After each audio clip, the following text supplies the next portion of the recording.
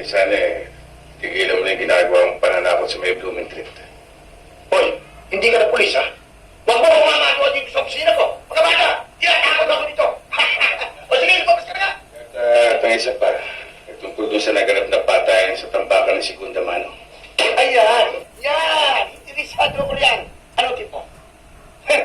Talagang, ang lakas ng apog mo. Ubus ka lang talaga, no? Ha? Pati informant, pinasok mo na. Di ba, ha? Di pabuya si Mr. O yung 5,000 piso. Sa sino man makapagtuturo kung sino pumatay? Ha? Alam ba kung sino pumatay? Oh. Sino?